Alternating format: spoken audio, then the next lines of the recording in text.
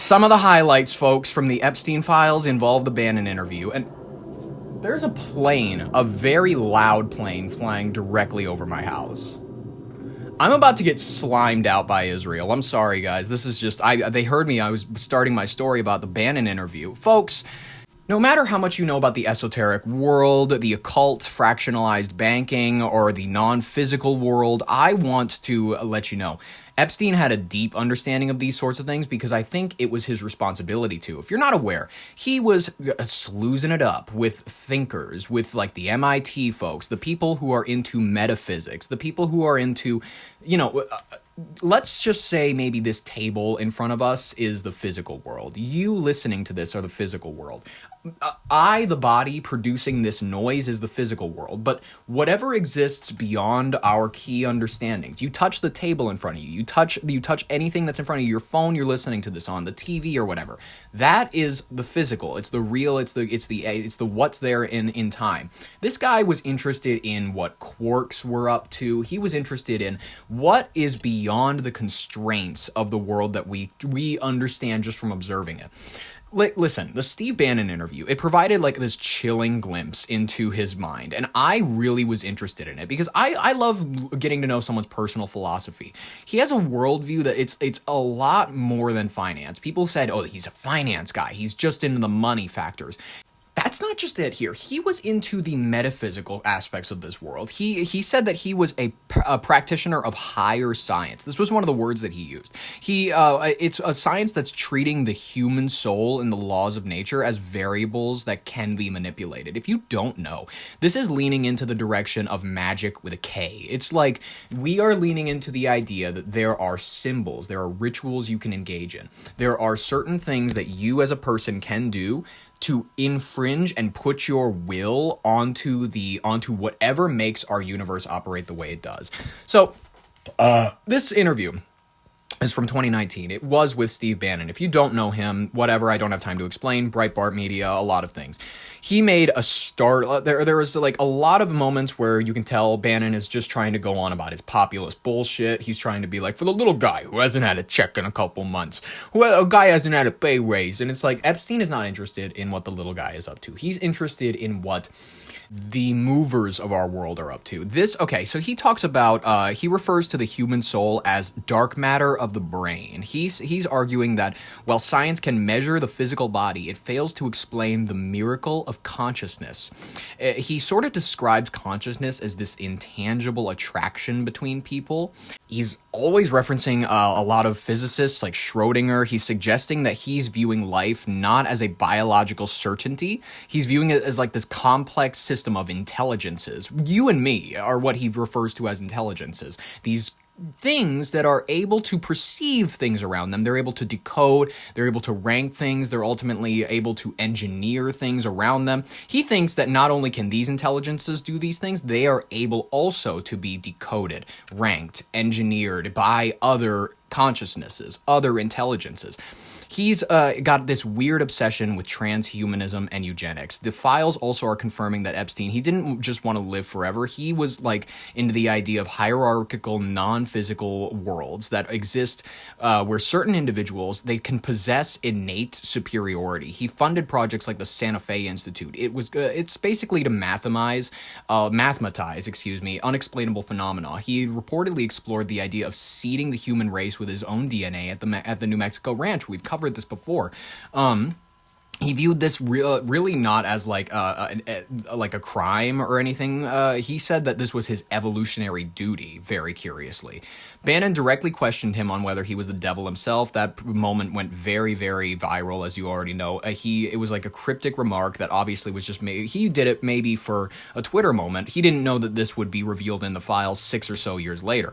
Listeners and whatnot, they're listening to these and they're trying to draw their own conclusions. I think let's just go ahead. He is going to break down for you guys how fractionalized banking works in his world. I give you $1, just one single dollar. In our system of banking, I would say, okay, Steve, I gave you $1. How much could you lend out to your friends? Probably $1. And your natural reaction would be probably something less than $1 because I want to keep something in my pocket. Yeah, I guess.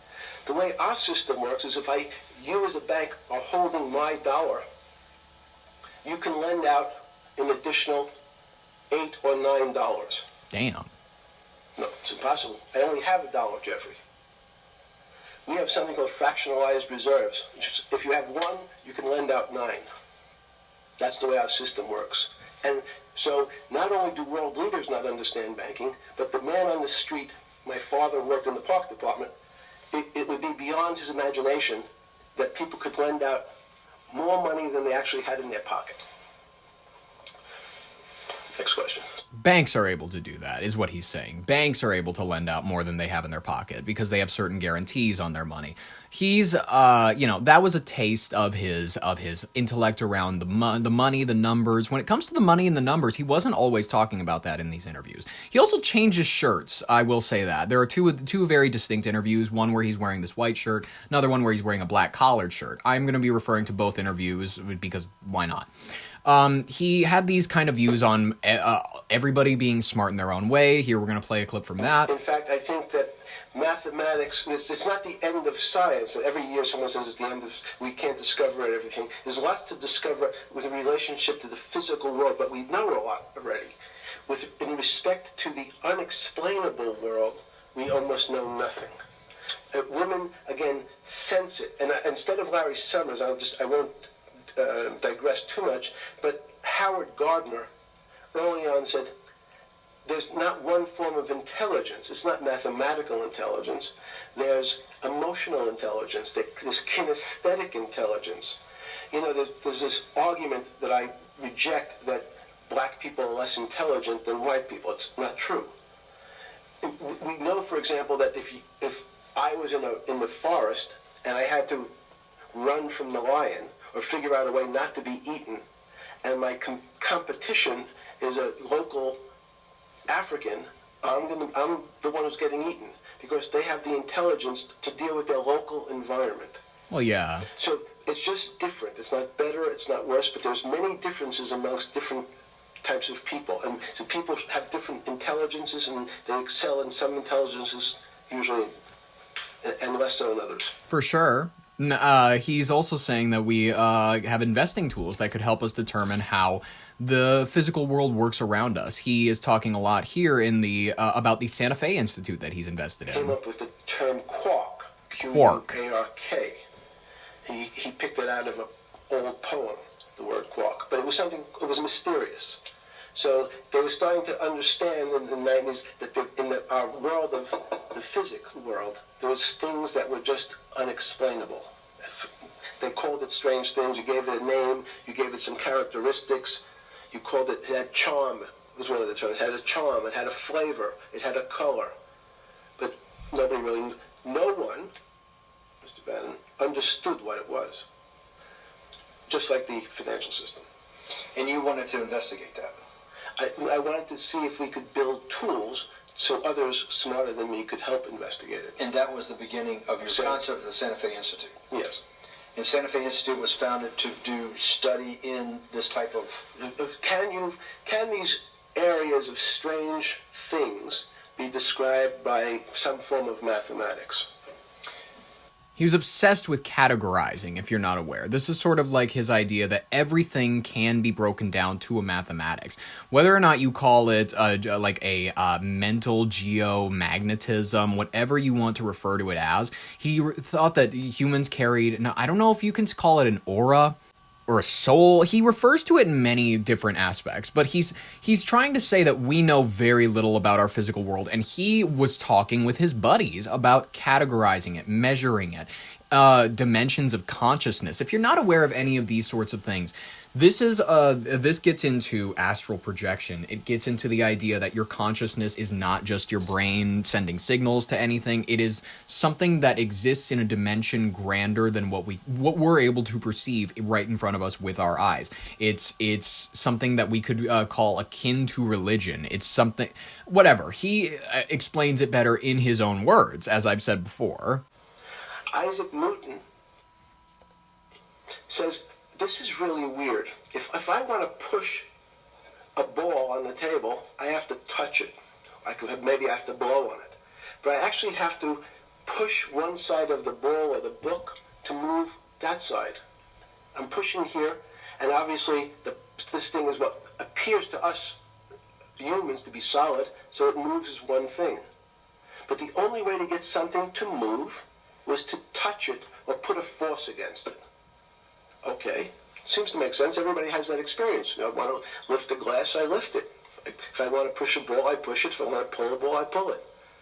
But he recognized when the ball fell off the table,